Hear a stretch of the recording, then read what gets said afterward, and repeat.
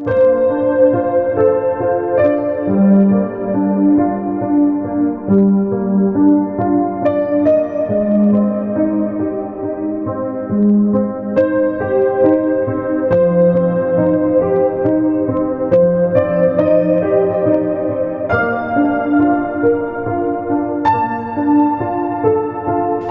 की गलतियों की नामपत्री अध्याय 6 वचन 8।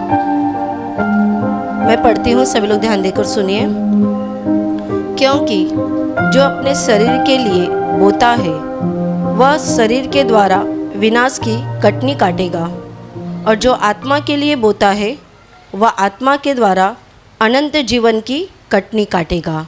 Hallelujah, hallelujah, hallelujah, hallelujah. मेरे प्यारे भाइयों और बहनों, यहाँ पौलुस पत्री में गलतियों के लोगों को लिख रहा है, उनको बता रहा है कि जो शरीर के अनुसार बोता है, शरीर के लिए बोता है, वो शरीर के द्वारा विनाश की कटनी काटेगा, पर जो आत्मा के लिए बोता है वह आत्मा के द्वारा अनंत काल की कटनी काटेगा। Hallelujah, hallelujah, hallelujah. मेरे प्यारे भाइयों और बहनों, कटनी काटना ये आपको अच्छे से मालूम होगा। जब खेत पक जाता है तभी कटनी का समय आता है, पर वो कटनी के समय आने के पहले, वो कटनी का समय आने के पहले हमें वहाँ पर पहले बीज बोना पड़ता है। आप में से जो लोग किसान होंगे आपको अच्छे से मालूम होगा कि खेत में पहले बीज बोया जाता है। बीज बोने के बाद उसको खाद पानी सब दिया जाता है, और जब वो खेत बड़ा होता है, बढ़ जाता है, पक जाता है, तभी एक समय आता है उसकी कटनी करने का। वैसे ही प्रभु यीशु पौलुस के द्वारा यहाँ पर समझा कर दे रहा है कि कटनी काटना यानी जो शरीर के अनुसार बोता है, शरीर के अनुसार करता है, वो अंत में शरीर के द्वारा ही विनाश की कटनी काटेगा, विनाश की। पर जो आत्मा के लिए बोता है वह आत्मा के द्वारा एक दिन अनंत काल की कटनी काटेगा। Hallelujah, hallelujah, hallelujah. शरीर के अनुसार जो बोता है वो शरीर के द्वारा उसका विनाश हो जाएगा, पर आत्मा के लिए जो बोता है उसे आत्मा के द्वारा अनंत काल का जीवन मिल जाएगा। मेरे प्यारे भाइयों और बहनों, यहाँ पर दोनों समय में कटनी का शब्द इस्तेमाल किया गया है कि दोनों समय में कटनी तो कटने वाली है, यानी खेत पक गए हैं पर वो कटने का समय तो ज़रूर आ जाएगा, फिर वो शरीर के अनुसार हो जाए या फिर आत्मा के अनुसार हो जाए। शरीर के अनुसार जो लोग जीवन जीते हैं, प्रभु उसके विषय में बता रहा है, पौलुस उसके विषय में बता रहा है। दो बातें उसने बताई है, दो मनुष्य के विषय में उसने बताया है कि एक जो शरीर के लिए जीवन जीते हैं, शरीर को संभालते हैं, शरीर के अनुसार चलते हैं, वो अपने जीवन में एक दिन शरीर का विनाश हो जाएगा, ऐसा वो कटनी काटेंगे। मतलब वो जो बो रहे हैं एक दिन उनको मालूम पड़ जाएगा कि वो क्या बो रहे हैं, उनको अनंत जीवन नहीं मिलेगा तो बल्कि उनका विनाश हो जाएगा।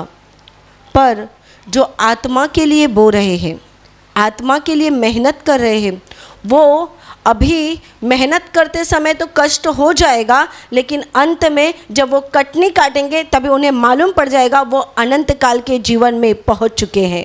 Hallelujah, hallelujah, hallelujah, hallelujah. शरीर के अनुसार जीवन जीना बाइबल में रोमियो की पत्री में भी बार बार बताया है कि जो शरीर के अनुसार जीवन जीता है उसको मौत मिलेगी, उसकी मृत्यु हो जाएगी, क्योंकि शरीर हमें परमेश्वर से बार बार दूर लेता है, दूर भेजता है। शरीर के अनुसार जीवन जीना यानी परमेश्वर के खिलाफ जीवन जीना, और आत्मा के अनुसार जीवन जीना यानी शरीर के खिलाफ जीवन जीना, और ये दोनों एक दूसरे के दुश्मन हैं। रहते एक ही जगह पे ही, शरीर के अंदर ही आत्मा है, लेकिन दोनों की लड़ाइयाँ हमेशा शुरू रहती हैं। जब हम शरीर का सुनते हैं तब ध्यान रखना हम परमेश्वर के खिलाफ जाते हैं, पर जब हम आत्मा का सुनते हैं तभी हम शरीर के खिलाफ जाते हैं।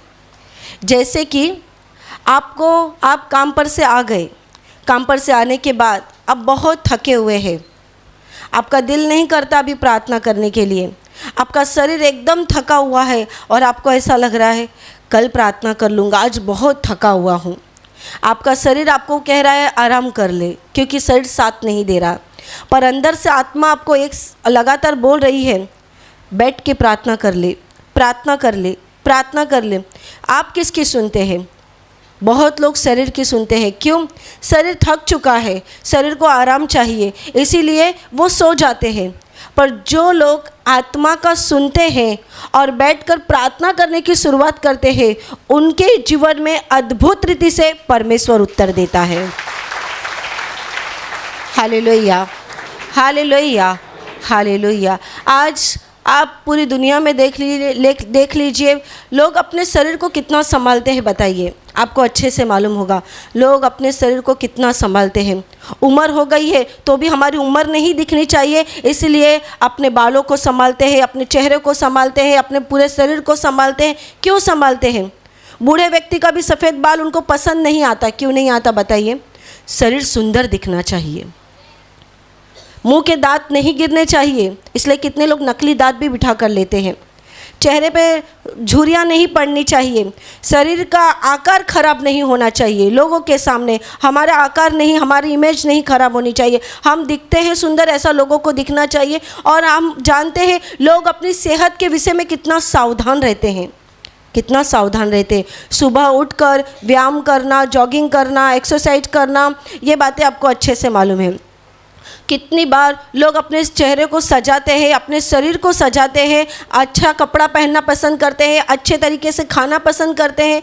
कितनी बार लोग अपने खाने में भी परहेज करते हैं। परहेज, ये खाएंगे तो शरीर मोटा हो जाएगा, ऐसा तेल वाला सामान खाएंगे तो ऐसा हो जाएगा, ये करेंगे तो शरीर पे इफ़ेक्ट पड़ जाएगा, कुछ तो असर हो जाएगा। हम करते हैं कि नहीं करते? करते हैं ना। बहुत बार हमें भी ऐसी सलाह दी जाती है ज़्यादा तेल वाला नहीं खाने का, नहीं तो ज़्यादा जाड़े हो जाएंगे, बाद में तकलीफ़ हो जाएगी। ज़्यादा ये चीज़ें नहीं खाने की, ज़्यादा वो नहीं खाने की। मेरे प्यारे भाई और बहनों, लोग अपने शरीर को कितना संभाल रहे हैं बताइए। कितना भी हो जाए, कुछ भी हो जाए, हर किसी को लगता है मैं अच्छा दिखना चाहिए, मैं अच्छी दिखनी चाहिए, और उसके लिए वो कितने प्रकार की ट्रीटमेंट करा के लेते हैं, कितने प्रकार की चीज़ें करा के लेते हैं। क्यों? कारण क्या है? अपने शरीर को फिट रखना है, अच्छा रखना है, मजबूत रखना है। पर आपने क्या देखा नहीं है, कितने लोग बाहर से बहुत सुंदर दिखते हैं पर अंदर से उनका पूरा शरीर बीमारी से भरा रहता है। इस प्रकार की बीमारी, उस प्रकार की बीमारी, ये बीमारी, वो बीमारी। बाहर से क्या हो रहा है? शरीर को संभाल रहे हैं पर अंदर से शरीर खोखला हो गया है। Hallelujah, hallelujah, hallelujah. और दूसरे प्रकार के लोग होते हैं जो आत्मा में परमेश्वर से जुड़े रहते हैं, आत्मा में, और वो आत्मा में जुड़े रहने के लिए मेहनत करते हैं। मेहनत, वो मेहनत कौन सी रहती है? वो मेहनत रहती है हमारी आत्मा की कसरत। रोज़ सुबह उठकर प्रार्थना करना, कितने भी थके हो तो भी बाइबल पढ़ना, कुछ भी हो जाए प्रार्थना भवन में जाना, कुछ भी हो जाए घर में प्रार्थना व्यक्तिगत रूप से लेना, सामूहिक प्रार्थना लेना। वो हर चीज़ में आत्मा के लिए जी रहे हैं और आत्मा के अनुसार चल रहे हैं। तो क्या आत्मा के अनुसार चलते समय उन्हें तकलीफ़ें नहीं होती? बहुत होती हैं। मैं आपको बताती हूँ, बहुत होती है। शरीर के लिए जितना मेहनत करने की ज़रूरत नहीं पड़ती, उससे कई गुना ज़्यादा आत्मा के लिए मेहनत करने की ज़रूरत पड़ती है। और मेरे प्यारे भाई और बहनों, वही वचन में बताया है, जो शरीर के लिए जीता है, जो शरीर को संभालता है, एक दिन वो शरीर के द्वारा विनाश की कटनी काटेगा। मतलब उसकी आँखों के सामने स्वर्ग कभी नहीं दिखाई देगा, स्वर्ग का नाम भी वो अपने कानों से कभी सुन नहीं पाएगा। विनाश की कटनी। क्यों? आत्मा को मारते रहे और शरीर में जीवन जीते रहे। बहुत बार लोग करते हैं ना, प्रार्थना में आते हैं नाम के लिए, लेकिन वो अपना पुराना जीवन शुरू रखे हैं। पुराना जीवन यानी परमेश्वर जो हमें आत्मा में करने के लिए बताता है, मतलब एक्चुअल में अस्तित्व में हमारे जीवन में उतारने के लिए वो बताता है, वो हम नहीं उतार पाते। बहुत बार ऐसा होता है। और फिर क्या होता है? धीरे धीरे हम शैतान का सुनने लगते हैं, शैतान का। और वो शैतान हमें कहाँ लेकर जाएगा? अंत में नरक की ओर। इसीलिए वचन कहता है, आत्मा के लिए जियो, आत्मा के लिए बो, अभी बोते समय हमें तकलीफ़ हो जाएगी, पर एक दिन आप देखोगे जब आपका ये प्राण निकल जाएगा, ये शरीर तो यहीं पर ख़त्म हो जाएगा, पर ये आत्मा को लेके आप उस स्वर्ग में पहुंच जाएंगे। Hallelujah, hallelujah, hallelujah. आत्मा के लिए जीने के लिए हमें आत्मा की आवाज़ सुनाई देनी चाहिए। अब देखिए, हम सबके पास शरीर है और इस शरीर में हमारे पास पहले से एक आत्मा है, इसीलिए हम जीवित है। मैं पवित्र आत्मा के विषय में नहीं बता रही हूँ, एक कॉमन आत्मा जो हर किसी मनुष्य के अंदर रहता है, चाहे वो परमेश्वर को मानने वाला व्यक्ति हो चाहे ना हो, तो भी उसके अंदर वो आत्मा रहती है। उसके अलावा जब वो प्रभु यीशु पर विश्वास करता है तब उसको एक विशेष वरदान दिया जाता है, एक विशेष गिफ्ट, एक वरदान दिया जाता है, उसे एक बाइबल कहती है पवित्र आत्मा। Hallelujah, hallelujah, hallelujah. और वो पवित्र आत्मा वो किनको देता है? जो लोग उस पर विश्वास करते हैं। विश्वास करने के बाद पवित्र आत्मा मिल गया, अभी आपके अंदर लड़ाई शुरू हो जाएगी। जब तक आप ये प्रभु यीशु को नहीं जानते थे तब तक आपको जो मन में आता था वो करते थे। चाहिए तभी टीवी देखना है, चाहिए जो खाना है, चाहिए जहाँ घूमना है, चाहिए जैसा करना है वैसा। क्यों? आप आत्मा के अधीन नहीं है ना। अभी भी पवित्र आत्मा ने अभी भी आपका कंट्रोल नहीं लिया है, वो पवित्र आत्मा भी आपको नहीं मिला है, तब तक आप अपनी मर्जी से जीवन जीते हैं। और इसी को बाइबल कहती है विनाश की कटनी। विनाश की कटनी। हम अपनी मर्जी से जीवन जी रहे हैं, पर यीशु में आने के बाद, प्रभु यीशु को पहचाने के बाद उस परमेश्वर पिता की ओर से हमें एक आत्मा दिया जाता है। और वो पवित्र आत्मा मिलने के बाद अब से हम हमारा जीवन नहीं जीते तो बल्कि उसकी मर्जी से जीवन जीते हैं। और जितने लोग उसकी मर्जी से जीवन जीते हैं वो अनंत काल की कटनी काटेंगे। Hallelujah, hallelujah, hallelujah, hallelujah, hallelujah. मेरे प्यारे भाई और बहनों, आपको मालूम होगा एक कोई बच्चा रहता है, छोटा सा बच्चा, वो कुछ गलत काम करता है। समझ लीजिए बाजू वाले पड़ोसी के घर से वो उसने कुछ पेंसिल या कुछ चुरा के लाया, वो अपनी माँ को दिखाता है, तो माँ क्या करती है? अगर अच्छी माँ रहेगी, अगर अच्छी माँ रहेगी तो क्या कहेगी? ये चोरी नहीं करना, ये गलत काम है। चोरी नहीं करना, ये गलत काम है, वापस देकर आओ उसकी चीज़ें। ऐसे तरीके से हमें चीज़ें नहीं लेनी। तब क्या होता है? वो अपने बच्चे को बना रही है, अपने बच्चे को सिखा रही है। और उसका बच्चा जैसे जैसे बड़ा होते जाता है वो देखता रहता है, सीखता रहता है माँ से। माँ क्या कर रही है? बीज बो रही है। किसके अंदर? बेटे के अंदर, बेटी के अंदर बीज बो रही है। कभी बेटी आती है कहीं से और पड़ोसन के विषय में कुछ बताने लगती है तो माँ क्या कहती है? गलत बात है, दूसरों की बुराई नहीं करना, दूसरों के विषय में गलत मत बोलना, ये गलत बात है। दूसरे समय बोलते समय बेटी भी सोचती है माँ को बोलेंगी तो माँ मुझे डांटेगी। तो क्या होता है? माँ क्या कर रही है? माँ कौन सा काम कर रही है? बीज बोने का काम कर रही है। वो अपने बेटे या बेटी के अंदर बीज बो रही है। और जैसे जैसे बेटा बड़ा होता है, बेटी बड़ी होती है, उसके अंदर वो संस्कार आने लगते हैं, उसके अंदर वो अच्छी बातें आने लगती है। वो अपनी आंखों से देखता है मेरी माँ प्रार्थना कर रही है, मेरी माँ बाइबल पढ़ रही है, मेरी माँ दूसरों की मदद करती है, मेरी माँ प्रभु की सेवा करती है। फिर क्या होता है? वो गुण वो उसके अंदर आने लगता है। और यही बच्चा जब बड़ा होता है तो बड़ा होने के बाद बुढ़ापे में अपनी माँ को सहारा देता है। क्या हो गया? इस औरत ने जो बीज बोया था उसकी कटनी उसको मिल रही है। Hallelujah, hallelujah, hallelujah, hallelujah. और हमने ऐसा भी बहुत बार सुना है, एक आधा कोई लड़का रहेगा, वो किसी गलत लाइन में चला जाता है और गलत लाइन में जाने के बाद जब उसके माँ बाप रोते हैं, तकलीफ़ बढ़ जाती है, तभी यही पड़ोसन आपस में एक दूसरे से बातें करते हैं। उसके लड़के के साथ ऐसा हो गया ना, जब वो पहली बार ऐसी गलत काम कर रहा था ना, उसकी माँ ने कुछ नहीं बोला, उसकी माँ ने कुछ नहीं बोला, उसी समय डांटा रहता तो आज बेटा गलत लाइन पे नहीं जाता। हमने खुद ऐसे एक बता रही हूँ, मैं आपको घटना बता रही हूँ। एक लड़का था, छोटा बच्चा था, और वो बचपन से ही कुछ तो गलत काम करने की शुरुआत की उसने। शुरुआत में वो वैसा नहीं था, पर शुरुआत में वो अच्छा लड़का था, अच्छी बातें करना, दूसरों की बातें सुनना, दूसरों की मदद करना, इस हिसाब से वो चलता था।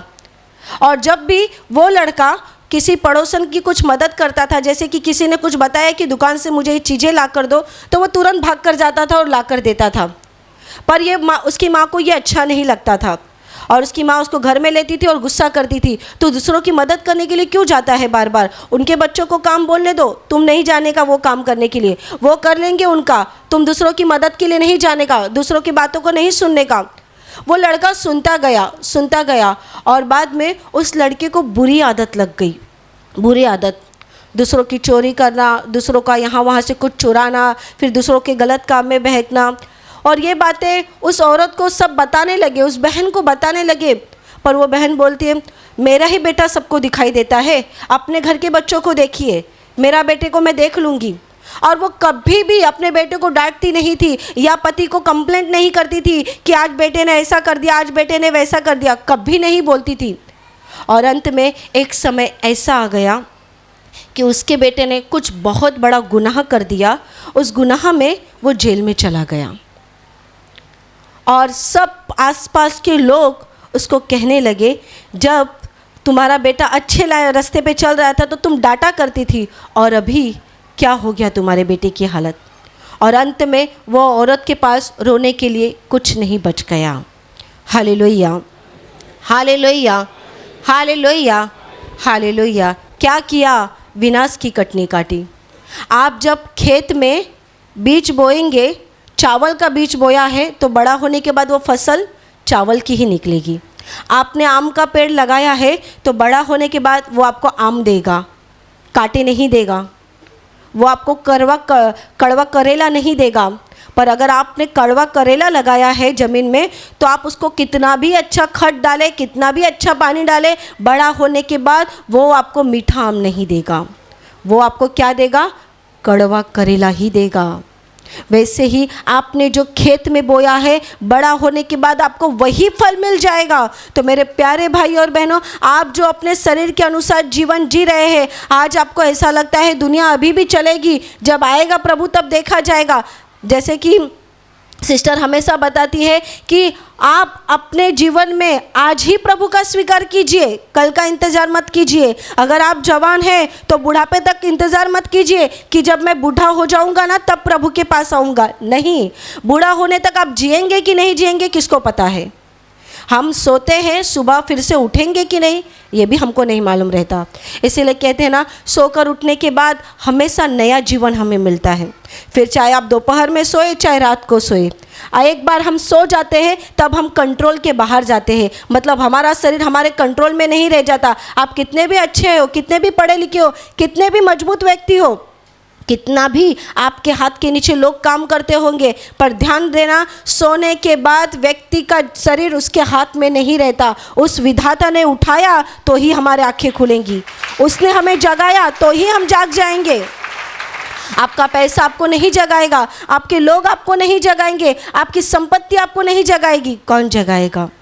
वो परमेश्वर आपको जगाएगा। पर उस परमेश्वर से हमें रिश्ता बनाकर रखना है। Hallelujah, hallelujah, hallelujah, hallelujah. इसीलिए मेरे प्यारे भाई और बहनों, रोज़ प्रभु में मेहनत लीजिए। रोज़ मेहनत लेते समय, अब मैं ये नहीं कहती कि हर दिन अच्छा जाएगा, नहीं। आत्मा में जीने के लिए हमें शरीर को मारना पड़ता है, कूटना पड़ता है, हमारे शरीर के अनुसार हमें नहीं चलना है। जैसे कि आप प्रार्थना में आते हो, प्रार्थना में आने के बाद आपको पवित्र आत्मा बता रहा है, आज काम पर जाओगे ना, रिश्वत मत लेना, आज रिश्वत मत लेना, आज झूठ मत बोलना। आप प्रार्थना में बैठे हो तब तक बोलते हो, आज ऐसे ही करूँगा, आज ऐसे ही करूँगा, आज किसी से झूठ नहीं बोलूँगा, आज किसी के पास रिश्वत नहीं लूँगा, आज मैं ईमानदारी से काम करूँगा। कब तक बोल रहे हैं? जब तक आप यहाँ बैठे हो। ये कौन सी जगह है? ये हीटर है, मतलब यहाँ पर आपकी आत्मा गर्म हो गई है, आपका शरीर गर्म हो गया है, तब तक आप आत्मा के बस में है, आत्मा ने आपको बस में कर लिया है। उस समय तक आप यहाँ बैठकर क्या बोलते हैं? आज मैं सही काम करूँगा। इतना दिन झूठ बोल रहा था ना, कल जाऊँगा ना काम पर, किसी से झूठ नहीं बोलूँगा, कल कोई गलत काम नहीं करूँगा। आपने ठहराया, काम पर चले गए।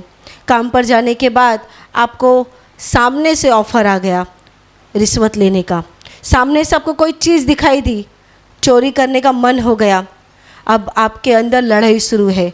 आत्मा बोलती है मत लेना, पाप है, मत करना, पाप है।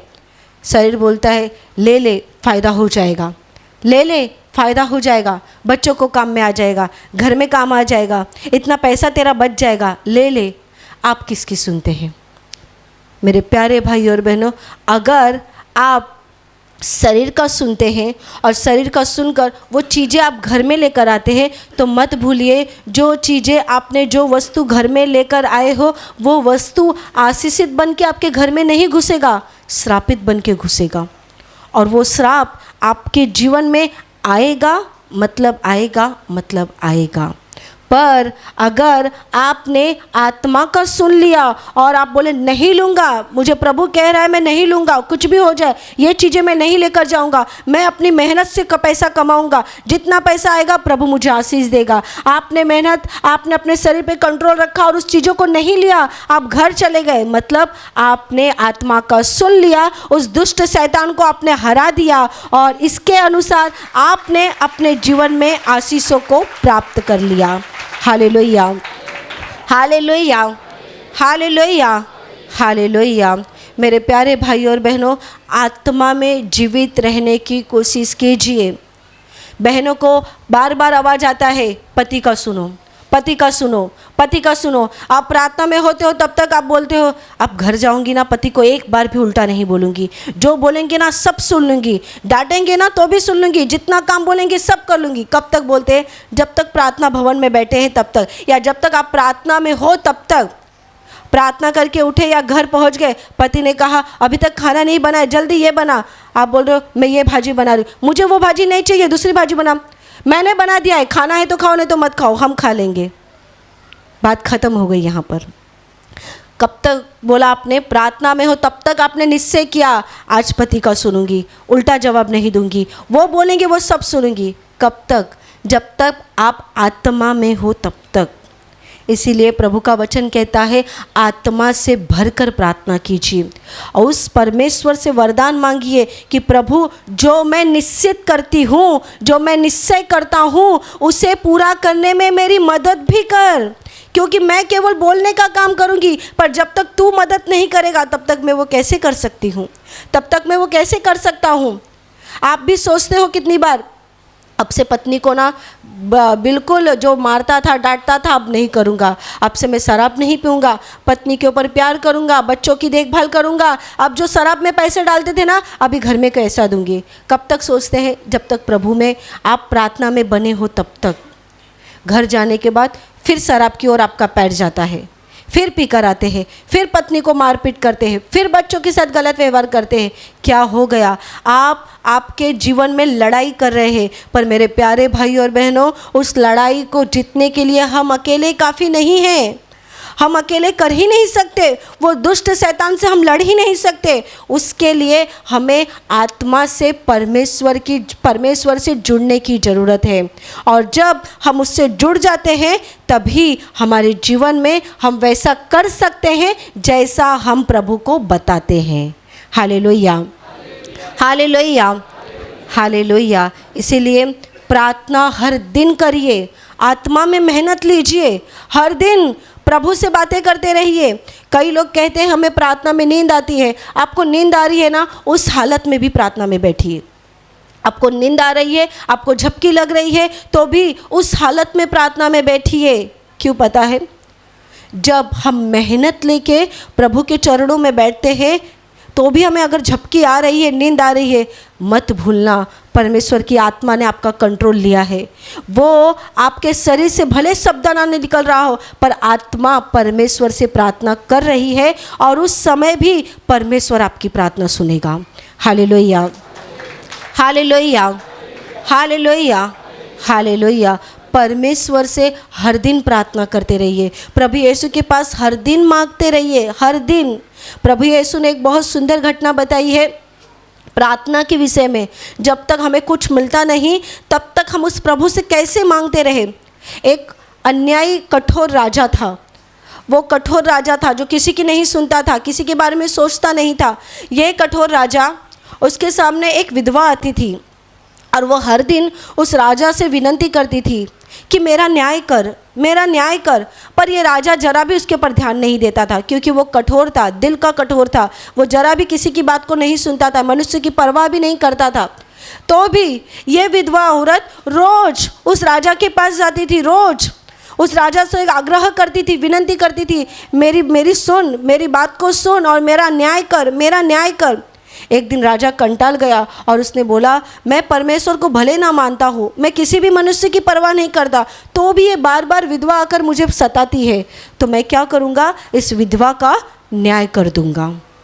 परमेश्वर कहता है, सुनो कठोर राजा क्या कह रहा है, अन्यायी राजा क्या कह रहा है। अगर ये अन्यायी होकर, कठोर होकर भी उस विधवा की प्रार्थना को सुनता है, उसकी बात को सुनने के लिए तैयार होता है, तो जिस भले परमेश्वर के पास आप रात दिन मांगोगे, तो क्या वो आपकी प्रार्थना नहीं सुनेगा?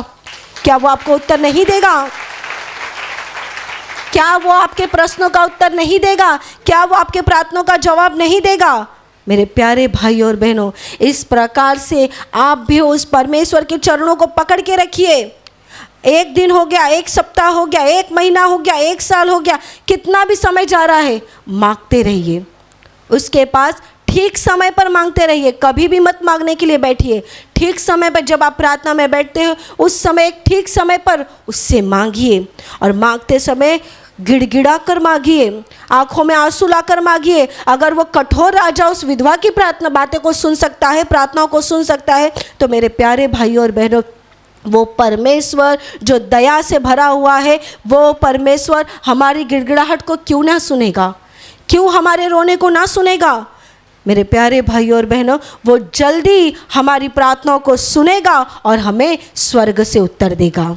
Hallelujah, hallelujah, hallelujah, hallelujah. मेरे प्यारे भाइयों और बहनों, रोज प्रार्थना में लगे रहिए। आत्मा के लिए जिए, शरीर के लिए नहीं। शरीर के लिए जीना नहीं मतलब क्या, बिल्कुल खाना नहीं खाना, शरीर पे ध्यान नहीं देना, ऐसा मैं आपको नहीं बता रही हूँ। आप गलतफहमी मत करके लीजिए। जितना ज़रूरत है उतना ही शरीर पर ध्यान देना, जितना ज़रूरत है उतना ही शरीर पर ध्यान देना, पर ज़्यादा आपका फोकस आत्मा के ऊपर होना चाहिए। आप प्रार्थना में आते हैं, प्रार्थना में आने के बाद आपके जीवन से बुरी बातों को ख़त्म कीजिए। बहुत लोगों को अभी भी घर जाने के बाद पड़ोसी से झगड़ा करना, इसकी बुराई करना, उसकी बुराई करना, ये सब बातें शुरू रहती है। इसे बंद कीजिए, आत्मा की आवाज़ को सुनिए। परमेश्वर आपको क्या कहता है, आपकी आत्मा जो परमेश्वर ने आपको पवित्र आत्मा दिया है, उस विषय में परमेश्वर आपसे क्या बातें कर रहा है, उसे सुनिए। वो आपके जीवन में कुछ बंद करने के लिए बोल रहा है, बंद कीजिए। वो आपके जीवन में कुछ बदलाव करने के लिए कर रहा है, कर दीजिए। वो आपको कुछ सही रास्ता बता रहा है, उसके अनुसार चलिए। मैं आपको नहीं कहती कि परमेश्वर ने जो आपको रास्ता बताया या जो कुछ बदलाव करने के लिए वो आपको बोल रहा है वो शुरुआत में हमेशा अच्छा रहता है, नहीं। वो हमारे शरीर को कठिन जाता है, कठिन, मैं आपको बताती हूँ, वो कठिन जाता है शुरुआत में, पर बाद में उसका नतीजा बहुत अच्छा हो जाता है, बहुत अच्छा हो जाता है। मेरे प्यारे भाइयों और बहनों, मैं आपको अनुभव के साथ बताती हूँ, जब हम आत्मा की सुनते हैं और शरीर को मारते हैं, कूटते हैं, उसे वश में रखते हैं, तब ध्यान रखना ये आपकी मेहनत बर्बाद नहीं जाएगी, फुकट नहीं जाएगी। ये मेहनत एक दिन आपको मालूम पड़ जाएगा कि आपके जीवन में जो आशीष उतर रहे हैं वो आशीष के लिए आपने कहीं तो बीज बोया था, कहीं तो आपने फसल लगाई थी, और वो फसल की वजह से आज आपको अनंत काल का जीवन का आशीष मिल रहा है। मेरे प्यारे भाई और बहनों, उस आशीषों को प्राप्त कीजिए, उसके लिए रोज मेहनत कीजिए। बहुत गर्मी बढ़ गई है इसलिए आज प्रार्थना भवन में नहीं जाऊंगा, बहुत बारिश हो रही है इसलिए इस बार मैं प्रार्थना भवन में नहीं जाऊंगी, अब बहुत ठंडी बढ़ गई है इसलिए प्रार्थना भवन में नहीं जाएंगे। ये सारा कंटाला निकाल दीजिए। नियमित रूप से हर संकटों से पार होकर, हर दुखों से झेलकर प्रभु के चरणों में बैठिए। घर में भी आप प्रार्थना का समय निश्चित करते हैं, कुछ भी हो जाए उस समय में बैठिए प्रार्थना में। मैंने आपको बताया, नींद आ रही है, आप प्रार्थना कीजिए, मन के अंदर बोलते रहिए, प्रार्थना में धन्यवाद देते रहिए, पवित्र आत्मा को बोलिए मेरा कंट्रोल ले, मेरी आंखों से नींद खत्म कर। और तो भी समझ लीजिए उसमें नींद आ रही है ना, कोई बात नहीं, नींद में भी आप बैठे तो प्रभु के चरणों के पास हैं। बिस्तर पर सोने से अच्छा उस नींद में भी प्रभु के पास आप बैठे हैं और उस नींद में भी आपके देवदूत, आपके स्वर्गदूत परमेश्वर के सामने प्रार्थना कर रहे हैं। वो परमेश्वर के सामने विनती कर रहे हैं। हम भले शरीर में सो जा रहे हैं पर मत भूलिए आत्मा जाग रही है, आत्मा जाग रही है। और जैसे जैसे आत्मा प्रार्थना कर रही है, हमारे देवदूत भी उस परमेश्वर के सामने विनती कर रहे हैं। मेरे प्यारे भाइयों और बहनों, शरीर के अनुसार जियोगे तो सच में एक दिन मौत को उठाना पड़ेगा, मौत की हानि उठानी पड़ेगी। पर आत्मा के अनुसार जियोगे तो मौत की हानि नहीं उठानी पड़ेगी, तो बल्कि आपको दिखेगा कि जो मैं मेहनत कर रहा हूँ, पर प्रभु में जो मैं परिश्रम कर रहा हूँ, वो परिश्रम मेरा बर्बाद नहीं जा रहा है। वो परिश्रम का मुझे आशीष मिल रहा है। उस परिश्रम से मेरे बच्चों पर आशीष आ रहे हैं, मेरे घर पे आशीष आ रहा है। और एक दिन आप देखोगे कि यहाँ का जीवन खत्म होने के बाद आपको अनंत काल का जीवन मिल जाएगा। Hallelujah, hallelujah, hallelujah, hallelujah. मेरे प्यारे भाइयों और बहनों, अभी मैं आपके लिए प्रार्थना करने जा रही हूँ। आपके बीमार हिस्से पर हाथ रखिए। अगर वहाँ हाथ नहीं रख सकते तो आप अपने सीने पर हाथ रखिए। विश्वास कीजिए वो प्रभु यीशु इस घड़ी आपको छुएगा और आपको चंगा करेगा। धन्यवाद स्वर्गीय पिता, धन्यवाद प्रभु यीशु, धन्यवाद पवित्र आत्मा, धन्यवाद स्वर्गीय पिता। मैं तुझे धन्यवाद देती हूँ कि आज इस वचनों को सुनने के लिए तूने इनके दिल को खोला और इनको आशीषित किया है। प्रभु यीशु के पवित्र नाम से आपके शरीर के सारी बीमारियां इसी घड़ी निकल जाए। आपके शरीर का सारा दर्द प्रभु यीशु के नाम से नष्ट हो जाए। आपके जीवन का दुख, संकट प्रभु यीशु के नाम से खत्म हो जाए। आपके मन की इच्छा प्रभु यीशु के इच्छा के अनुसार पूरी हो जाए। जिनके जीवन में दुष्ट आत्मा काम कर रही है, मैं प्रभु यीशु के नाम से आज्ञा देती हूँ, उन्हें दुष्ट आत्माएं छोड़कर निकल जाए।